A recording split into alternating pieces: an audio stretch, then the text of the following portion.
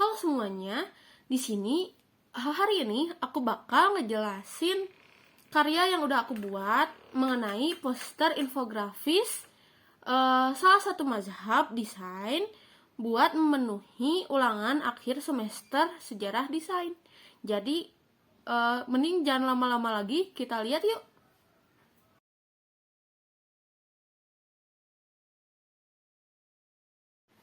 Oke, kita mulai sekarang. Jadi aku bakal ngepresentasiin karya aku tentang salah satu mazhab desain, yaitu Bauhaus. Pertama, nama aku sendiri ialah Titi Fihabsari dengan NIM 2209215. Selanjutnya, kita bakal ngebahas tentang poster yang udah aku buat mengenai time period atau periode waktu. Periode waktu dari mazhab desain Bauhaus. Pertama, dulu ini adalah sebuah sekolah desain yang didirikan oleh arsitek Jerman bernama Walter Gropius pada tahun 1919. Lalu selanjutnya, perkembangan kurikulum berbasis kerajinan yang akan menghasilkan pengrajin dan perancang yang mampu menciptakan objek yang berguna dan indah sesuai dengan sistem kehidupan baru oleh Gropius pada tahun yang sama. Lalu, Bauhaus pindah dari Weimar ke Dessau dan dilakukanlah perancangan gedung baru pada tahun 1925. Pada tahun 1924 hingga 1928 dipahamilah kembali inti dari furnitur dan diciptakanlah kursi dari logam. Nah, karya yang diciptakan pada saat itu ialah kursi logam ini. Karena kursi kayu dipikirkan bakal rapuh jika bertambahnya usia. Selanjutnya, pergantian direktur Nagy dengan Brandt pada tahun 1928. Brandt sendiri ialah salah satu direktur perempuan atau satu-satunya direktur perempuan di Bauhaus. Selanjutnya, pergantian Gropius dengan arsitektur sukses Hannes Mayer pada tahun 1928. Pada tahun 1930, pengunduran diri Mayer digantikan oleh Ludwig Mies van der Rohe. Terus pemindahan Bauhaus ke Berlin karena situasi politik di Jerman. Selanjutnya, pengomposisian ulang tujuan Bauhaus dengan menekankan pentingnya merancang untuk produksi massal dan pengadopsian slogan seni menjadi industri pada tahun 1932. Pada 1933, Bauhaus terlanjur atau dipaksa berhenti oleh sistem Nazi karena bertentangan dengan mereka.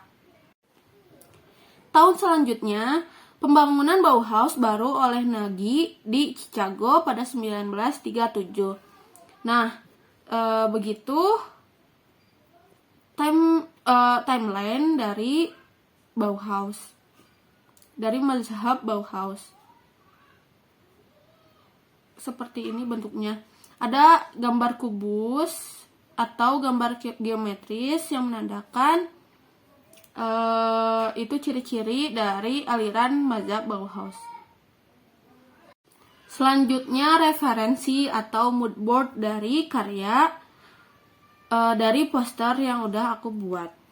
Nah, pertama ini ada contoh poster Bauhaus kayak gini. Terus kelihatan pastinya di sini ciri-ciri Bauhaus sendiri. Lalu di sini ada poster yang lainnya. Ini juga. Terus ini dan bentuk ini menjadi referensi yang aku buat. Ini juga. Bentuk-bentuk geometris seperti ini biasanya dibuat sebagai ciri-ciri dari aliran mazhab Bauhaus sendiri. Selanjutnya, penjelasan dari karya yang udah aku buat. Jadi karya ini memuat info mengenai periode waktu suatu aliran desain yaitu Bauhaus. Dulunya ini adalah sebuah sekolah yang menggabungkan seni dan teknik secara bersama-sama untuk menciptakan desain yang fungsional dengan produksi massal.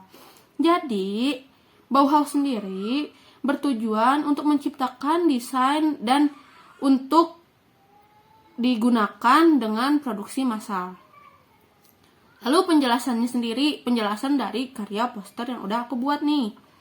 Penjelasan dari poster infografis yang udah aku buat adalah poster ini menjelaskan tentang kejadian awal hingga akhir dari aliran mazhab Bauhaus dengan sentuhan geometris. Nah, yang tadi geometris yang bentuk kubus tadi. Terus yang menjadi ciri-ciri lain dari aliran ini, bentuk yang sederhana. Jadi nggak kebanyakan bentuk-bentuk yang tidak berguna. Biasanya Bauhaus membuang bentuk-bentuk yang tidak berguna agar tidak merusak ciri khas desainnya. Terus penggunaan font seperti sans serif. Nah, penggunaan font tadi saya menggunakan font yang seperti ini, seperti font sans serif. Jadi penjelasan dari sans serif sendiri ialah jenis huruf yang tidak memiliki kait pada anatomi ujung struk. Jadi nih yang kayak gini. Nah, kayak gini. Lanjut.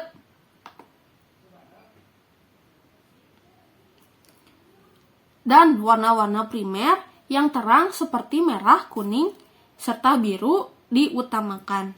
Nah, tentunya saya menggunakan warna-warna primer untuk karya yang telah saya buat.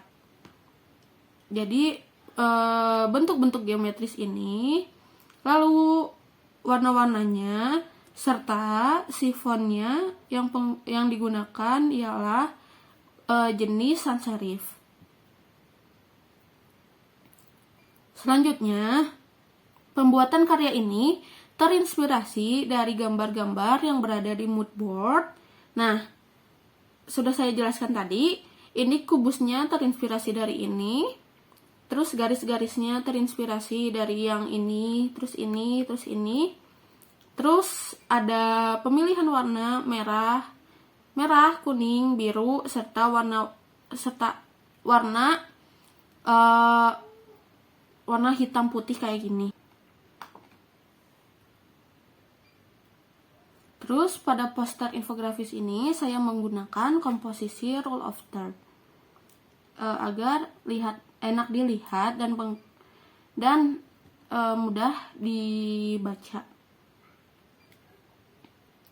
Terus penggunaan golden ratio untuk font-fontnya. Jadi Bauhaus ke ini tuh dipertimbangkan untuk keterbacaannya. Bauhaus di sini yang paling besar untuk menonjolkan bahwa ini info mengenai Bauhaus. Terus ada font yang kecil-kecil untuk menjelaskan timeline dari mazhab tersebut.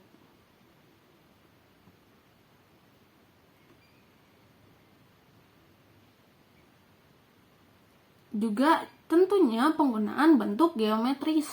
Ini yang paling krusial dari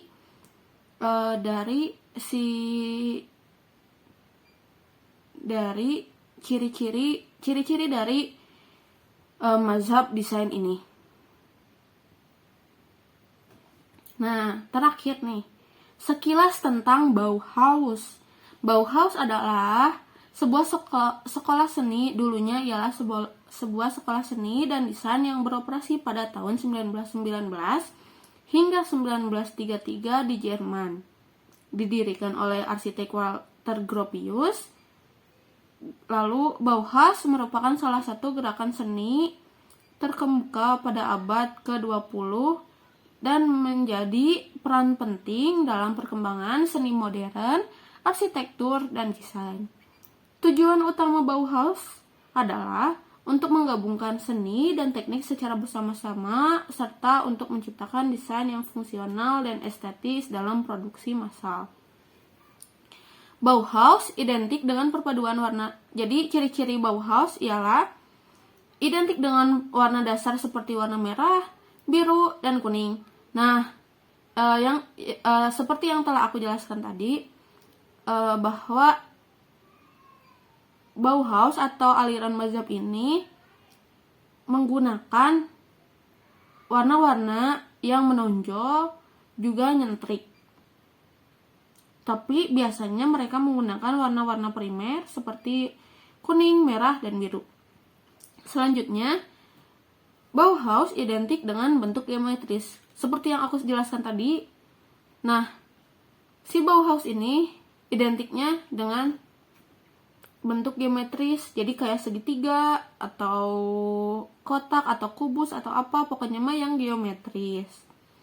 Terus penggunaan tipe font sans serif.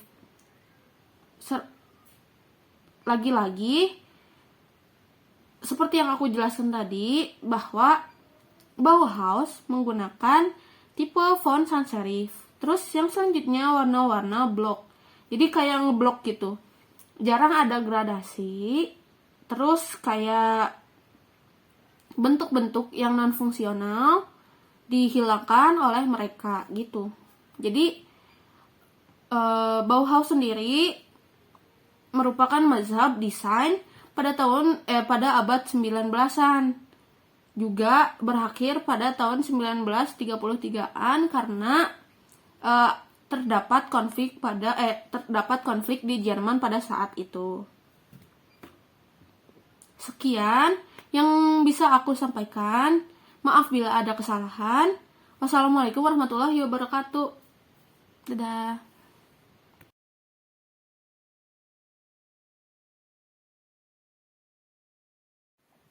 Nah, jadi kalian udah tahu belum sekarang kalau ada aliran namanya Bauhaus. Bauhaus sendiri merupakan, ingat-ingat ya, Bauhaus sendiri dulunya merupakan sekolah desain hingga akhirnya menjadi aliran mazhab desain sekarang. Juga karya yang aku buat udah tersampaikan belum ke kalian tentang gimana sih waktu hingga ke waktu aliran Bauhaus ini muncul hingga akhirnya menjadi sebuah mazhab itu. Ya tentu saja dikarenakan mazhab Bauhaus sendiri tidak termakan oleh waktu dan tidak membosankan, serta penggunaan bentuk-bentuk yang sederhana menjadikan Bauhaus sendiri sebagai aliran mazhab yang berguna hingga saat ini.